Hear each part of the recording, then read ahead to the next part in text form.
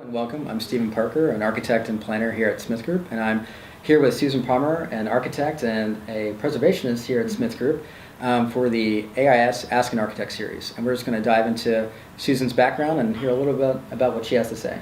So Susan, thanks again for coming on. We really appreciate it. Thank you. I just want to hear a little bit about your background, how you got to Smithgroup, and sort of the jobs and projects that led you up to this point. Okay. So I grew up in Florida. I'm not a Washington, D.C. native, and I moved here in about 2005, directly out of graduate school. I had a graduate advisor that used to work in the D.C. area and knew about my interest in historic preservation work and really encouraged me to come up to the D.C. area. So I packed my bags, fresh out of school with nothing tying me to my hometown, and thought, come to D.C., try it out maybe 5 years and see how things go. So now, do the math, it's been almost 14 years later. And a little over 5 years? A little over 5 years, and I'm here to stay. So have a family here now, and so I'm making my career here in D.C.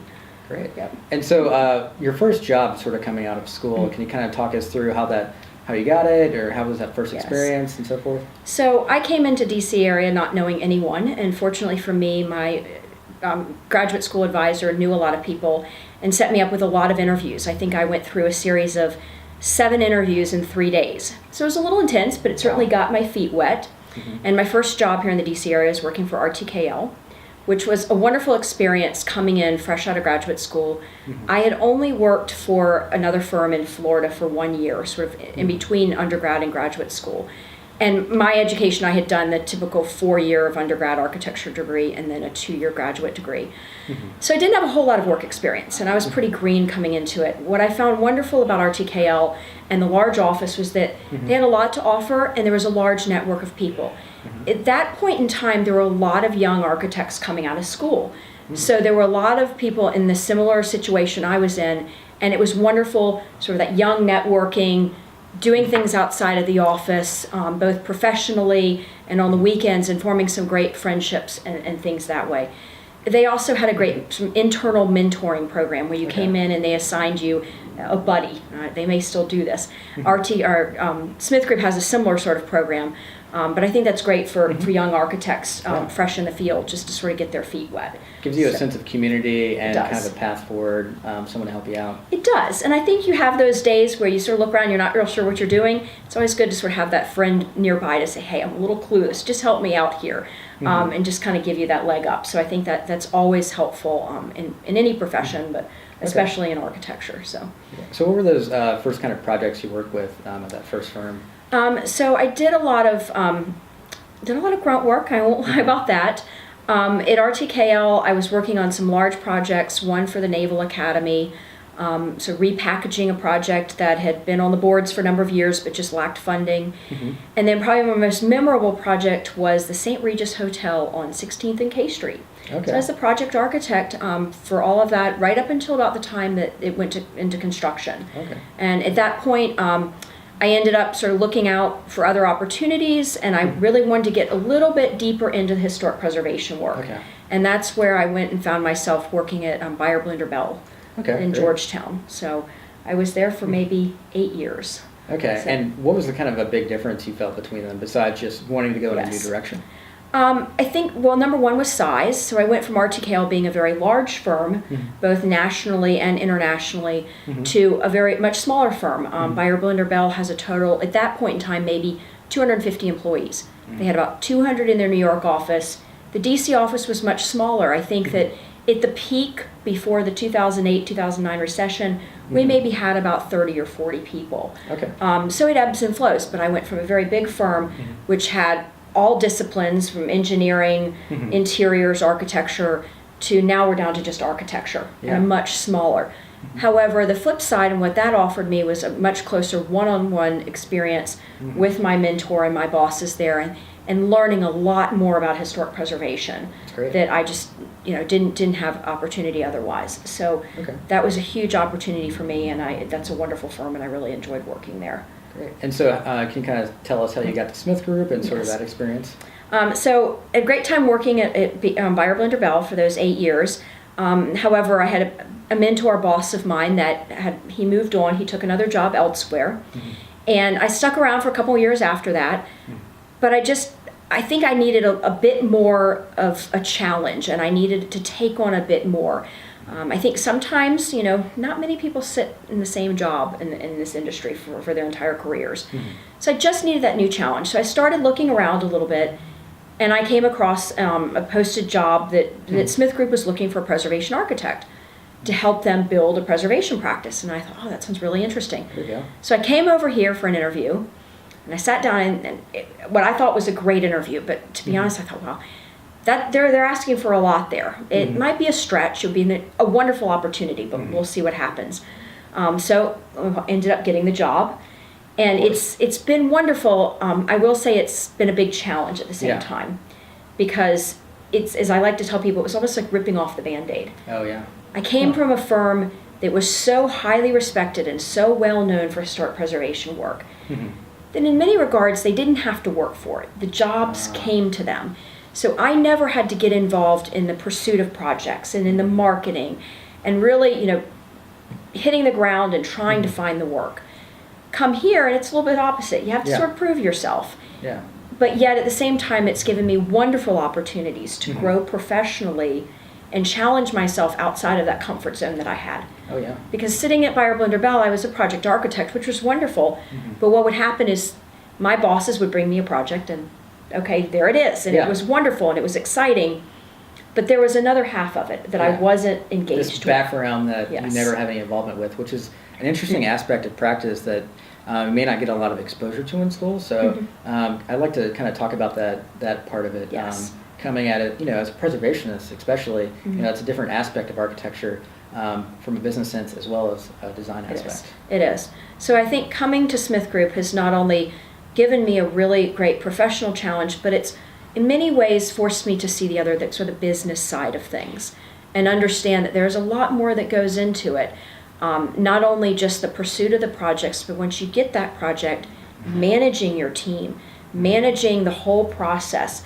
And one of the biggest challenges I find is navigating every little aspect of the project where I'm trying to manage my internal team, but also manage the expectations and the deliverable to the client and where that comes together. So it's definitely taught me a lot, but I definitely think that Smith Group has also given me a lot of freedoms to push the limits of this and pursue projects.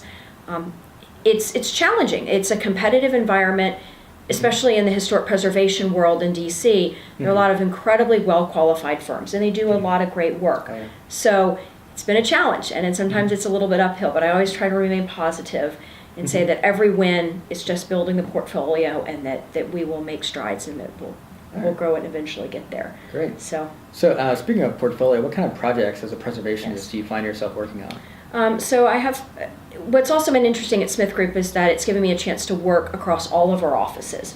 And so I've gotten involved with our Chicago office in doing a planning project for Jackson Park in Chicago and in the South Shores Country Club that's just adjacent to it. I've also worked with our Detroit office with some of the work with General Motors, and also a historic Negro League baseball field. Okay. There was actually a grant the National Park Service funded. We developed a historic structure report to help them understand where that's going. More locally, I'm working on a project that I've actually worked with this client now for about 10 years.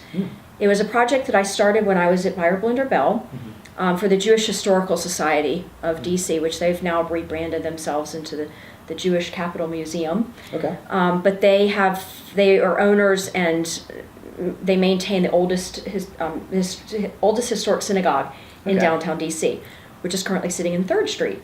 So when I came to Smith Group about 3 years ago, we went after the project. The Jewish Historical Society decided that they wanted to sort of rebid the project, look at new talent, new architects.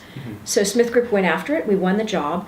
So now I'm actually managing that project, managing the historic preservation of the synagogue, and then working with our cultural studio and designing a new museum. And then a more recent project is working actually at the National Cathedral. Oh, okay. So this is an interesting spin in that my boss from my days at Beyer Blinder Bell, when he left, he went to the National Cathedral. Okay. Now he's my client for a new project. So Small world. yes, small world. So we have a project to rehab one of the buildings on Okay. the Cathedral Close. So And that makes me kind of think about the community we have here as architects of that, someone that you're working with, who's a boss one day, is then a client the next. I mean, it's really important to build and nurture these Absolutely. relationships as part of your larger network. I am curious though, because I've heard some stories about that particular Jewish museum. Yes. And it actually moved. yes, it's moved a few times. This is the official third move. So it was originally moved in the 1960s when Metro was planning some redevelopment in that area of DC. It was moved about 3 or 4 blocks east. Yeah. And placed on some land that was really a land lease from the city. More recently, the city has given up that property. They've sold it to a developer who's redeveloping. So as we speak now, the synagogue is sitting in the middle of 3rd Street. It's been there for about 2 years, since I guess it was November of 2016.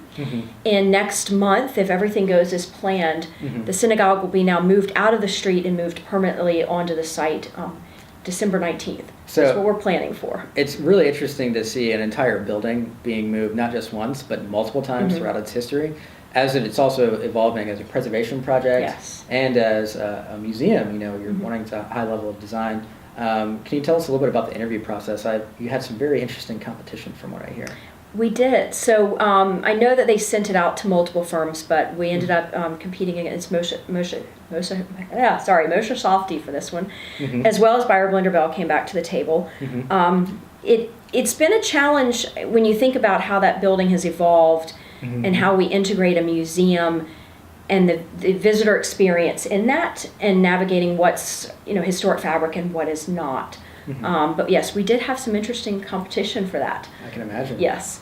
But I will say, I think probably what really helped us in that is we went to the client with a very open mind about a whole range of possibilities from every end of the spectrum. Okay. And it was a very dynamic interview. It was very interesting to see what the cultural studio looked at for possible ways to not only treat the synagogue as an artifact of a museum, but also as an actual building element. Yeah, it's an interesting aspect of practice that as you evolve, from being a student through mid-career and then onwards and leading, a new practice and creating one essentially, it's something that, students you think about as your future career, build your portfolio and your practice and your network, something to really dive deeply in and see where you want to take that direction. But I just want to end it by saying, if you have any advice for students out there, what would you hire for your team if you were looking? Okay. I think first and foremost is an eagerness to learn and having an open mind. I think that there's a lot that you don't know coming out of school. You know a lot, but there are a lot of things to learn. And so I think first and foremost is an eagerness to learn and being very open-minded to new experiences. Many people can come in and know the technology, have certain ideas about which type of work they want to do, but I think it needs to be a process of exploration and really test yourself and be open to new experiences and really discover what is the best fit for you. Okay. I've reached a point where I can certainly say there are things that many people do very well that that's not what I'm here for, but that's also goes into the collaborative approach. And working in such a large firm, I can recognize there are a lot of people with a lot of great talents that I think everyone has to find their own pathway. All right. Yeah. That's great to hear. And again, thank you again, Susan, for agreeing to be on the show, my Ask an pleasure. Architect, and I appreciate the IIS for this opportunity. And come back for more episodes. Thank you. Yes, thank you.